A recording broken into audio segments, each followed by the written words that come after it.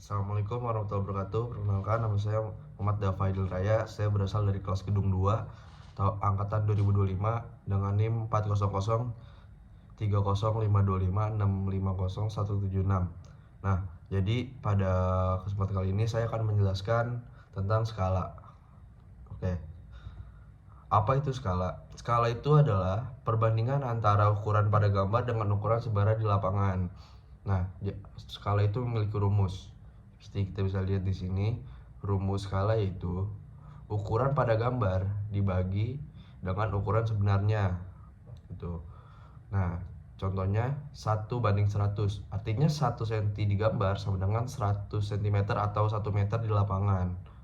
Oke, selanjutnya ada jenis-jenis skala. Ada 3 yaitu yang pertama ada skala pembesaran. Nah, skala pembesaran ini digunakan jika objek yang digunakan itu terlalu kecil sehingga harus diperbesar. Contohnya itu ada skala 2:1.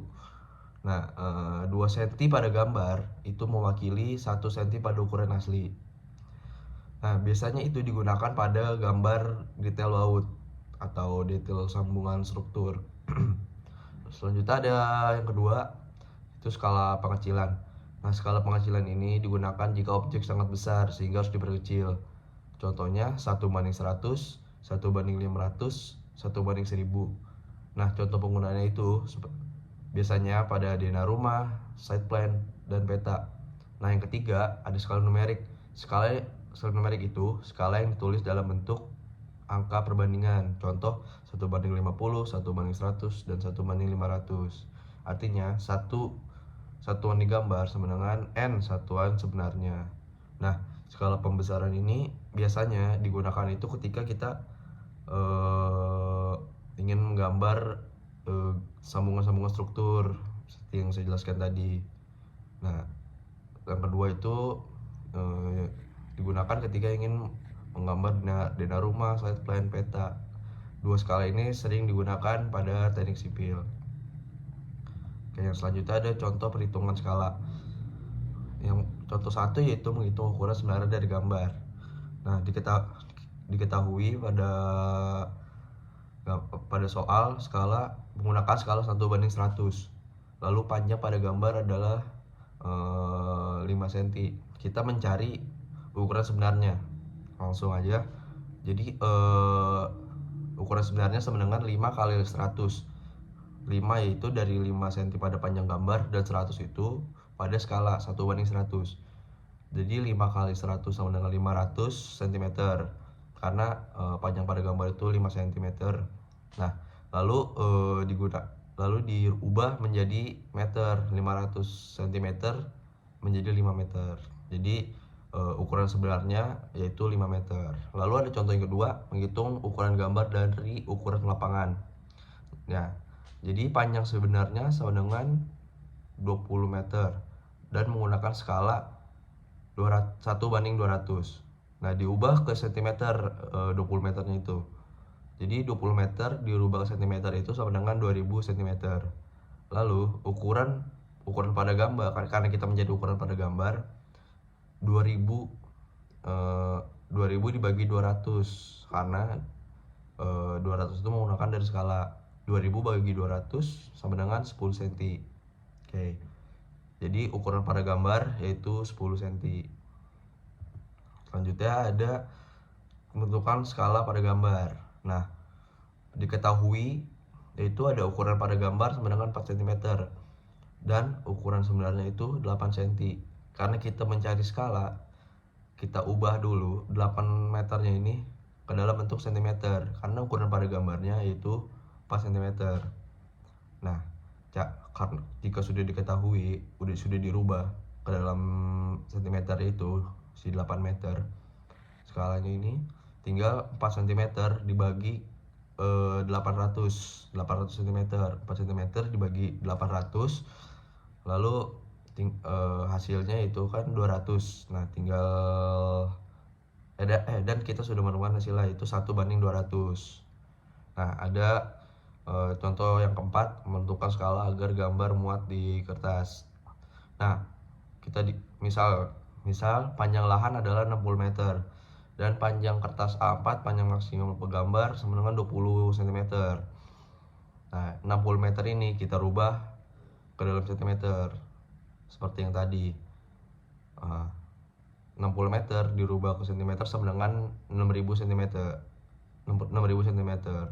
Nah, karena kita mencari skala, skala sama dengan 20 dari kertas yang A4 panjang maksimal itu 20 cm.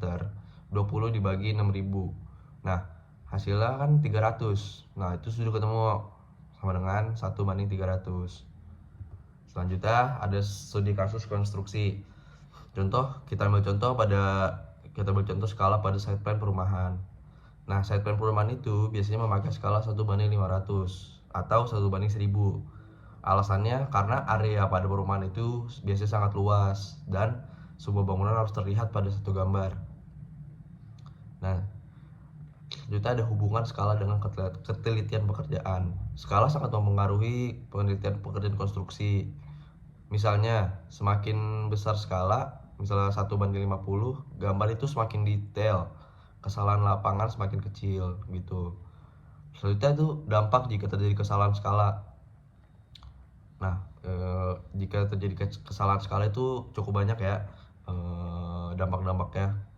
Yang pertama itu ada kesalahan pada ukuran bangunan, jadi ukurannya disalah gitu. Yang kedua ada kesalahan posisi jalan atau posisi bangunan.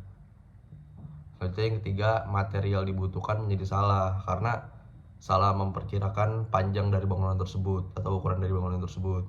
Lalu yang keempat, ada biaya proyek meningkat. Jadi jika salah hitung skala, otomatis jadi lebih ukurannya salah, jadi lebih banyak atau lebih panjang.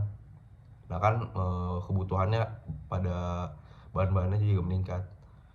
Jadi ada contohnya juga, jika panjang jalan harusnya 10 meter tetapi dibaca 12 meter, maka pekerjaan di lapangan tidak sesuai desain gitu. Dan bahan-bahannya juga meningkat, biaya proyek meningkat gitu. Selanjutnya ada analisis. Mengapa pemahaman skala sangat penting gitu kan? Karena skala menentukan yang pertama ada ukuran bangunan, posisi elemen konstruksi, dan ketepatan pekerjaan di lapangan. Tanpa memahami skala, pekerja bisa salah membaca gambar teknik gitu. Jadi tukang-tukang yang bekerja, jika kita salah menentukan skala, ia bisa saja gagal gitu atau salah membaca pada gambar yang kita buat atau gambar tekniknya. Nah, risiko salah menginterpretasikan skala itu risiko teknisnya ada dua risiko, yaitu risiko teknis dan risiko finansial. Nah, risiko teknis ini yang pertama ukuran bangunan tidak sesuai. Lalu yang kedua, kesalahan posisi pada struktur. Yang ketiga, pekerjaan harus dibongkar ulang karena dari awal sudah salah gitu skalanya. Lalu ada risiko finansial. Yang pertama di biaya tambahan, keterlambatan proyek, dan pemborosan material gitu. Jadi salah menginterpretasikan skala itu bisa menjadi hal yang cukup fatal gitu buat dalam sebuah proyek.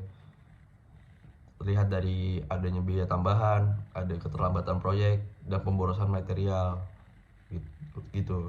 Baik, terima kasih. Itu saya dari saya. Terima kasih. Wassalamualaikum warahmatullahi wabarakatuh.